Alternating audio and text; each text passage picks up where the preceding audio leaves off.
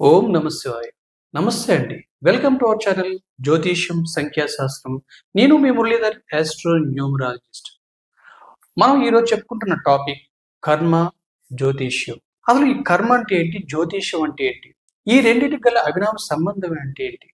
ఈ విషయాలు ఈ వీడియో ద్వారా మీకు వివరించబోతున్నాను. కాబట్టి సాధ్యమైనంత వరకు ఈ వీడియో స్కిప్ చేయకుండా ఎండ్ వరకు చూడడానికి ప్రయత్నం చేయండి. ఎంచేతంటే ఇది ఈ జ్యోతిష్యానికి అలాగే ఇటు కర్మకి సంబంధించిన చాలా చాలా ముఖ్యమైన విషయాలు ఈ వీడియో ద్వారా మీకు వివరించడం అనేది జరుగుతుంది. వీటిని మనం అర్థం చేసుకున్నట్లయితే అసలు జ్యోతిష్యం యొక్క గొప్పతనం ఏంటి, అసలు జ్యోతిష్యం అంటే ఏంటనేది కూడా మనకి ఒక మంచి అవగాహన రావడం అనేది జరుగుతుంది.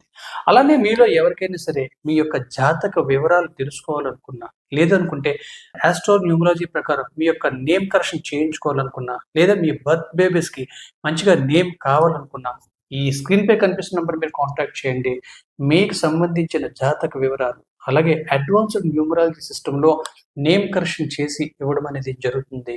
అలాగే మీ యొక్క అదృష్ట వివరాలు, జాతక వివరాలు మీ యొక్క జాతకానికి అనుగుణంగా, మీ యొక్క డేట్ ఆఫ్ బర్త్కి అనుగుణంగా మీకు ఇవ్వడం అనేది జరుగుతుంది. కాబట్టి మీలో ఎవరికైనా సరే మీ యొక్క జాతక వివరాలు, అదృష్ట వివరాలు అన్నీ తెలుసుకోవాలనుకున్న వాట్సాప్ ద్వారా మీ యొక్క వివరాలు పంపించండి.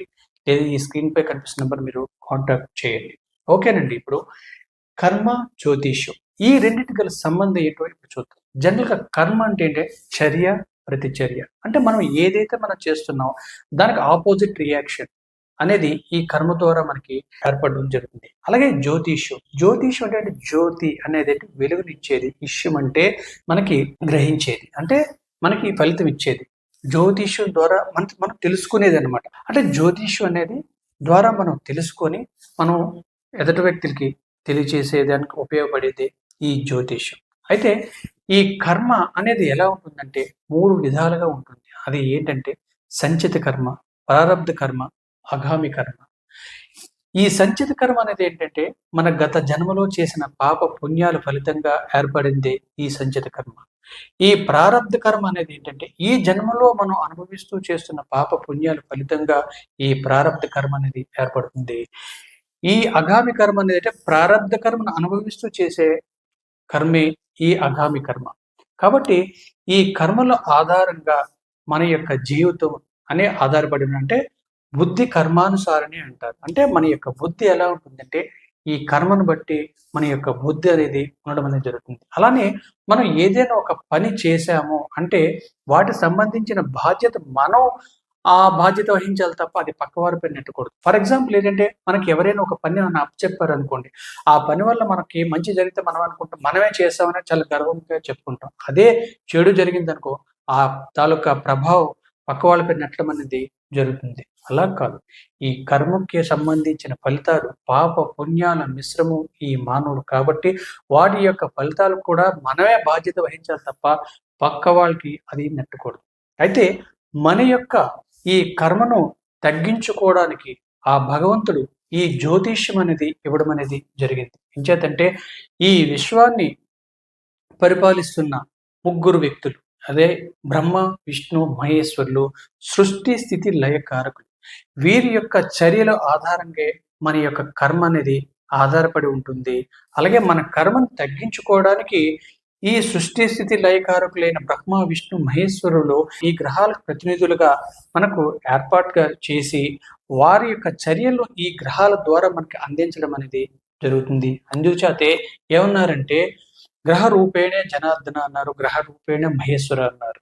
అంటే ఈ గ్రహాలకు బాధ్యత వహించి ఈ గ్రహాల ద్వారా మన యొక్క చర్యలకు బాధ్యత వహిస్తున్న ఈ బ్రహ్మ, విష్ణు, మహేశ్వరుల ఆధారంగా ఈ గ్రహాలకు మనకి ఏర్పాటు చేసి ఈ గ్రహాల ద్వారా మన యొక్క చర్యలను చేసే విధంగా వాళ్ళు చేయడం అనేది జరుగుతుంది.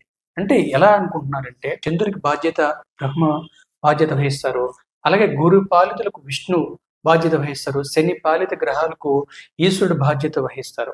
వీటి ఆధారంగా మన యొక్క కర్మ అనేది ఏర్పడడం అనేది జరుగుతుంది. అంచేతే ఈ జ్యోతిషానికి ఈ గ్రహాలకి గల సంబంధం ఈ కర్మకి గల సంబంధం ఏర్పడడానికి గల ముఖ్య కారణం. జనరల్గా ఏంటంటే ఈ గురుపాలిత గ్రహాలు ఉన్నవి వాళ్ళు మంచి చేస్తే శనిపాలిత గ్రహాలు చెడుని చేస్తుంటారు. అలాగే శనిపాలిత గ్రహాలు మంచి చేస్తే గురుపాలిత గ్రహాలు చెడుని చేయడం అనేది జరుగుతుంది. అలానే సూర్య చంద్రుడు, ఈ సూర్య చంద్రుల్ని మనకి ఈ జ్యోతిష్యం ప్రకారం తల్లిదండ్రులుగా భావించడం అనేది జరుగుతుంది. వీళ్ళు కూడా ఏం చేస్తారంటే ఒకసారి గురుపాలితుల వైపు బాధ్యత వహిస్తారు, ఒక్కొక్కసారి శనిపాలితులపై బాధ్యత వహించడం అనేది జరుగుతుంది. ఈ విధంగా ఈ జ్యోతిష్యంలో లగ్నం నుంచి మన యొక్క శుభ అశుభాలు నిర్ణయించి వాటికి ఈ గ్రహాలు రిప్రజెంటేటివ్ అంటే బాధ్యత వహించి మనకు ఫలితాలు ఇవ్వడం అనేది జరుగుతుంది. వాటి ఆధారంగానే మనం మన యొక్క కర్మను అంటే మన యొక్క పాప పుణ్యాలను తెలుసుకొని మన యొక్క కర్మను మనం తగ్గించుకోవడం అనేది జరుగుతుంది. ఇదండి జ్యోతిష్యానికి కర్మకి గల అవినావ సంబంధం.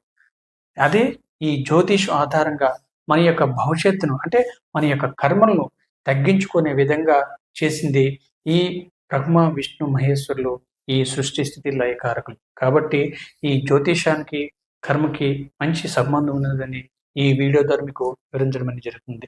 అలానే నెక్స్ట్ వీడియో ఏంటంటే అసలు ఈ జ్యోతిషాన్ని మనకు ఏ విధంగా ఈ గ్రహాలు ప్రభావం చూపిస్తే వీటి ఆధారంగా మనకు సంబంధించిన భవిష్యత్తు ఏ విధంగా మనకి నిర్ణయించబడుతుందని ఒక్కొక్క వీడియో ద్వారా మీకు వివరించడం అనేది జరుగుతుంది. కాబట్టి సాధ్యమైనంత వరకు కూడా నాకు సంబంధించిన ప్రతి వీడియో కూడా మీరు ఫాలో అయినట్లయితే ఈ జ్యోతిష్యానికి సంబంధించింది అటు న్యూమరాలకు సంబంధించిన వాటికై మీకు ఒక మంచి అవగాహన రావడం అనేది జరుగుతుంది.